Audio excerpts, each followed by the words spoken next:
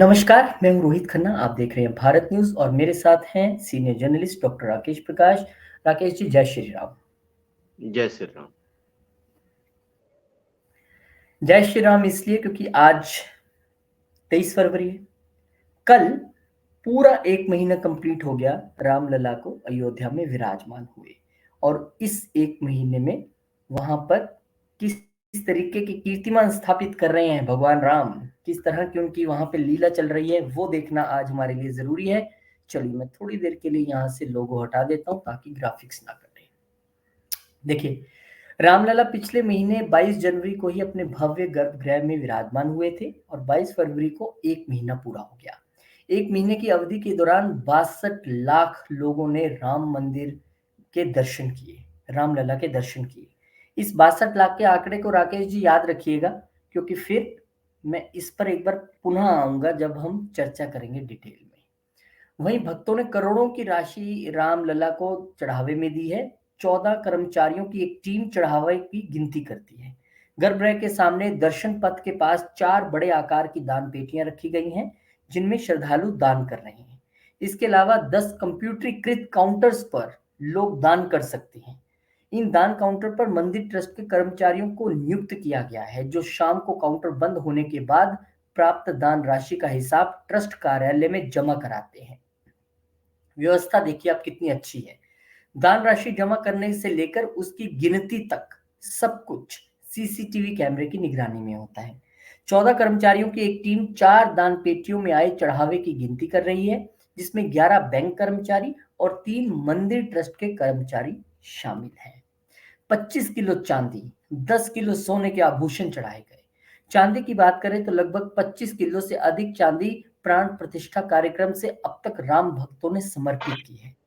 सोने चांदी के बने मुकुट से लेकर हार, छत्र, रथ, चूड़ी, खिलौना, पायल, दीपक, अगरबत्ती स्टैंड, धनुष, बाण, अलग अलग तरह के बर्तन समेत बहुत सारी सामग्रियां शामिल हैं।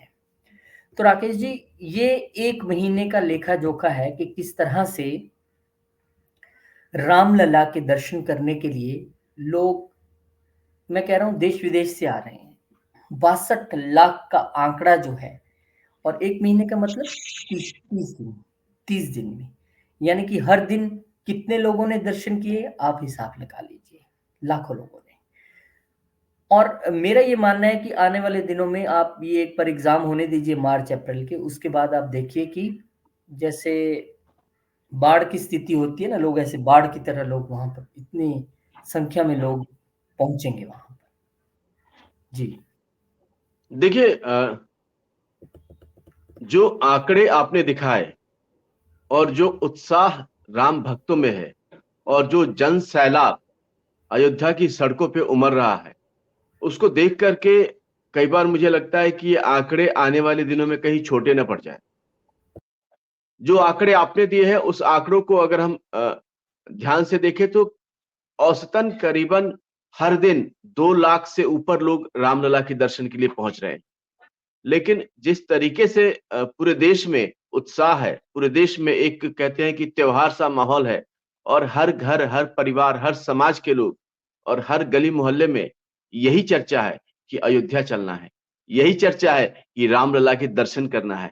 तो ये जो एक गांव-गांव, गली-गली, शहर-शहर लोगों में जो एक आस्था है, एक श्रद्धा है, एक विश्वास है, एक भक्ति है, भाव है और उस भक्ति भाव की जो एक कहते हैं कि पूरे देश में जो है वो माहौल जो बना है, उसका रंग अयोध्या में दिखना शुरू हो चुका है। 1 महीने में ये तस्वीर पूरी तरीके से दुनिया के सामने आ चुकी है कि हर दिन 2 लाख और ये आंकड़ा कम नहीं हो रहा है, ये आंकड़ा बढ़ते जा रहा है और आने वाले दिनों में अभी तो थोड़ा सर्दी का माहौल है, इसलिए लोग थोड़ा-सा जो है वो उस तरीके से खुल के सामने नहीं आ रहे हैं, लेकिन जैसे ही मौसम थोड़ा अनुकूल होगा, तो फिर भक्तों का जो रेला है, भक्तों का जो जमावड़ा है और भक्तों का जो हुजूम है, वो अयोध्या की सड़कों पे और ज़्यादा दिखेगा और ये आंकड़ा मुझे लगता है कि कम से कम और कुछ नहीं तो दोगुना हो सकता है।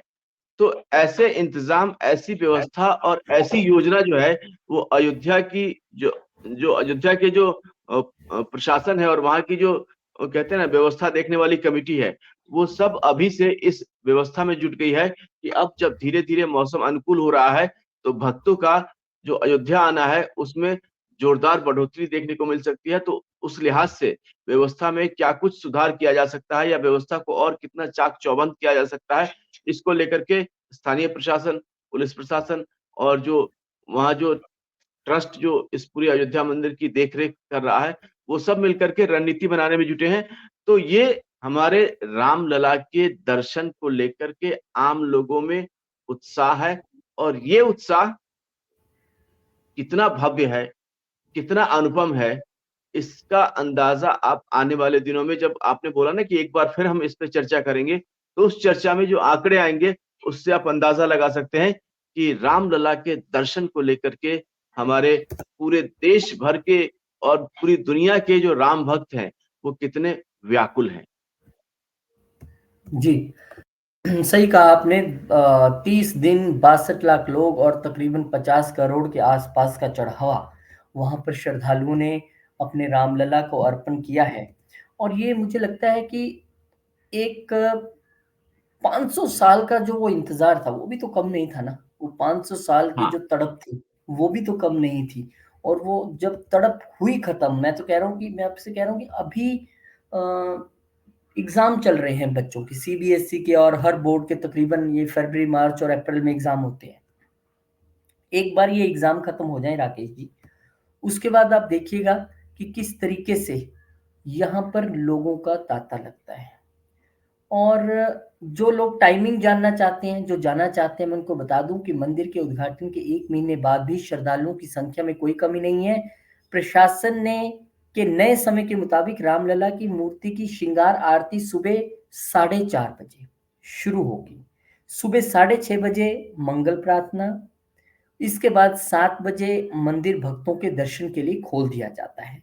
तो ये 2 आरती हैं और उसके बाद इस तरीके से मंदिर खुलेगा। तो यानी अगर आप जाना चाहते हैं, आप प्लान करना चाहते हैं कि सुबह इतने बजे उठेंगे, नहाएँगे, फिर होटल से या जहाँ भी आप रुके हैं वहाँ से जाएँगे, तो 7 बजे पहले दर्शन होने हैं। और मुझे लगता है 7 बजे पहले दर्शन होने हैं, तो लाइन तो वहाँ पे सुबह 3 बजे से अवश्य लग जाती होगी।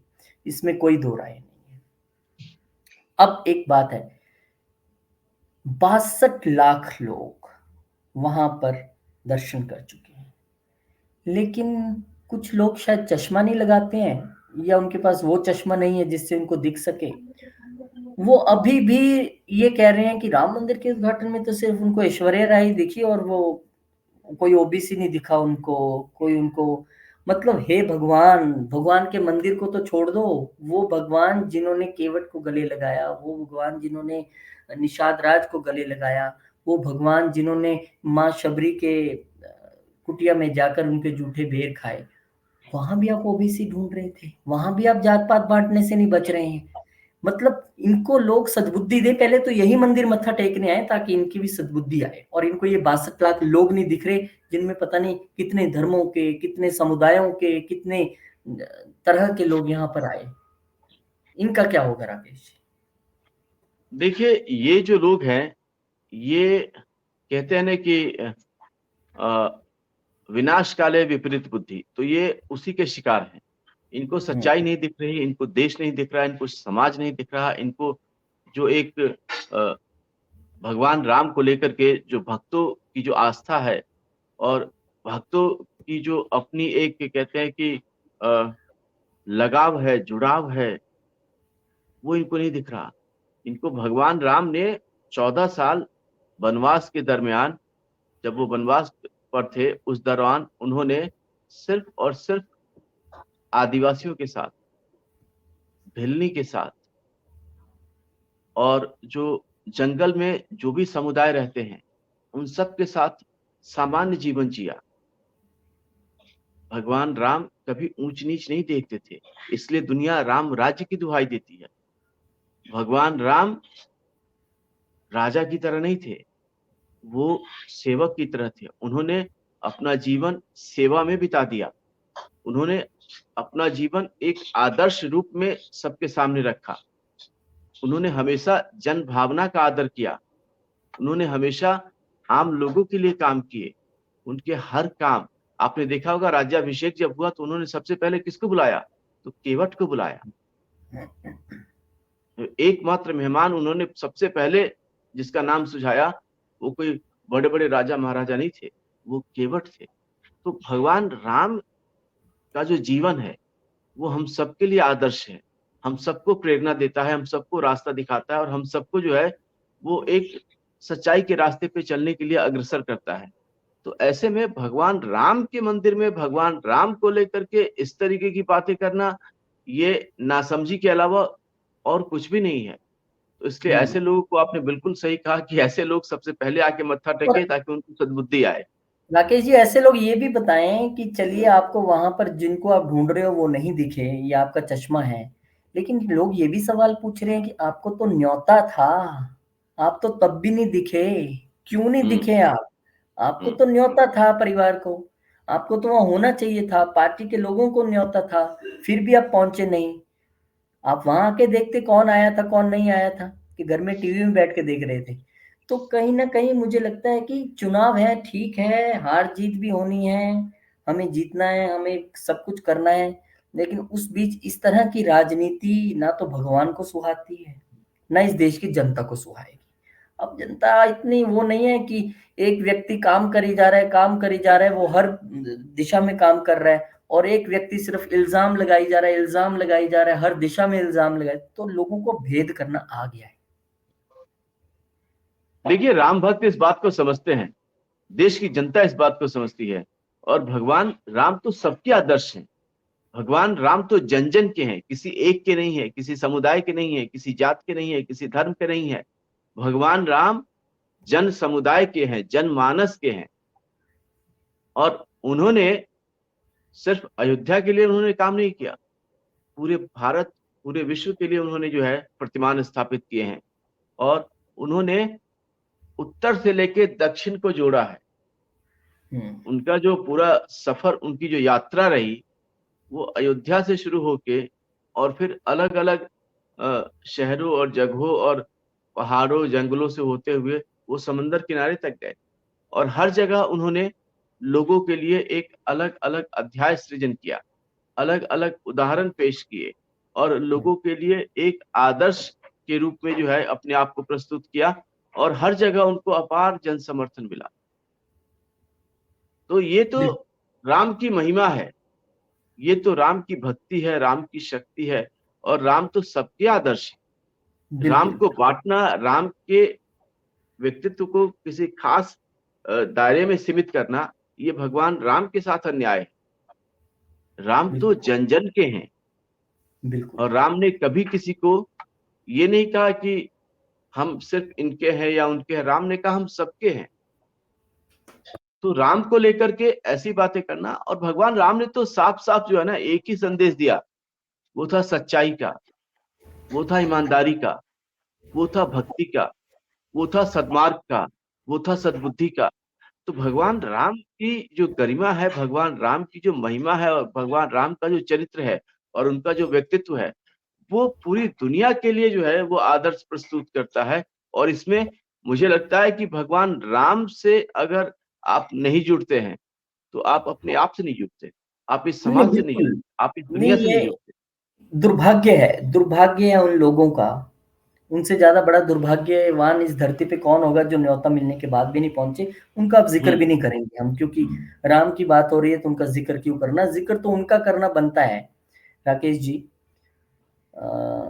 जिन्होंने राम कार्य किया। जिक्र उड़ना हम्म उनका करना बनता है जिन्होंने राम कार्य के लिए आतुरता दिखाई, सबसे आगे होके काम किया, और अथक तरीके से एक भव्य मंदिर बनाया, लोगों की आस्था का प्रतीक, इस देश की आस्था का प्रतीक, जन भावनाओं की आस्था का प्रतीक, बिना ये सोचे कि मेरा ये वोट बैंक, मेरा वो वोट बैंक, नहीं, ऐसे नहीं सोचा।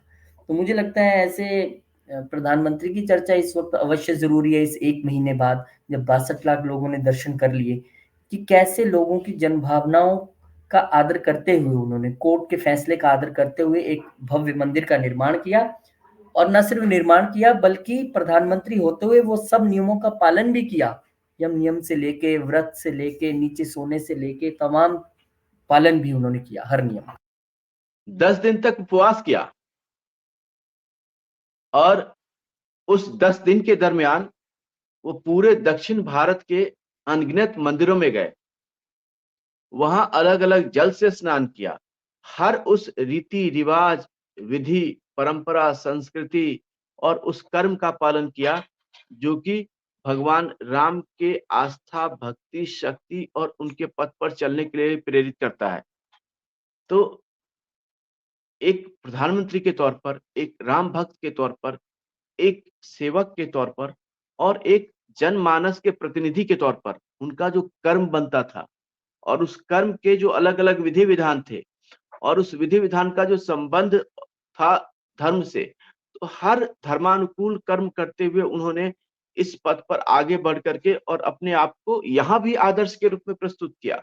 यहाँ भी जो है उन्होंने कहा कि जब हमारे आदर्श भगवान राम हैं और उन्होंने जो आदर्श स्थापित किया तो उससे प्रेरणा लेते हुए हमें भी ऐसे कर्म करने चाहिए, हमें भी अपने आप को इस रूप में प्रस्तुत करना चाहिए कि हम वहाँ पे कह सके कि हाँ, अगर हम राम के भक्त हैं, तो हम राम के बताए रास्ते पे चलते हैं, हम राम के बताए कर्मों को अपनाते हैं और उस राह पे चलते हुए, उस कर्म को अपनाते हुए हम जो है भगवान राम ने जो कुछ किया, उनके पथ को अनुपालन करते हुए हम भी कुछ आदर्श बनने की दिशा में जो स्थापित नियम है, उन नियमों का पालन करें। तो ऐसा कुछ उन्होंने किया। आप सोचिए कि एक उमंग, एक उत्साह, एक लगन, एक भक्ति, एक शक्ति मतलब सब कुछ का मिला-जुला रूप जो है वो भगवान राम है और जो भगवान राम में लीन हो गया, उससे बड़ा काम तो इस दुनिया में कोई है ही नहीं। क्योंकि भगवान जी, राम और उनके कर्म और उनके बताए हुए रास्ते आपको लक्ष्य पे ले जाते हैं, आपको शिखर पे ले जाते हैं, आपको जीवन के सर्वोत्तम मार्ग पे ले जाते हैं। तो ये सारी चीज़ें वो कर सकता है जिसको सच्चाई की समझ है, जिसको देश के हालात, देश की जनता की स्थिति, देश कैसे बेहतर हो सकता है इसकी समझ हो और ये सारी चीज़ों की समझ आपके प्रधानमंत्री में है, इसलिए हमारे प्रधानमंत्री ने वो सब कुछ किया जो उन्हें भगवान राम के भक्त के तौर पर करना चाहिए था। जी। बिल्कुल सही कहा आपने राकेश जी। बहुत-बहुत शुक्रिया, बहुत धन्यवाद और हम उम्मीद करते हैं कि और भी लाखों लोग भगवान राम के दर्शन करने जाएँगे और हम ऐसी प्रार्थना करते हैं कि हमें भी भगवान राम अपने दर्शनों के लिए वहाँ पर बुलाएँ। आप कब जा रहे हैं राकेश जी? मैं बस कहते हैं कि मार्च या अप्रैल में मैं जाने की योजना बना रहा हूँ, तो हम जब भी जाएँगे तो पूरे जो हमारे यहाँ के हमारे आस-पास के जो लोग हैं, अभी 2 बसें जा चुकी हैं, अभी तीसरी की योजना है। तो जैसे ही योजना आकार रूप लेगी तो हम सब जो है अपने आस-पास के लोगों के साथ जो है अयोध्या दर्शन के लिए जाएँगे।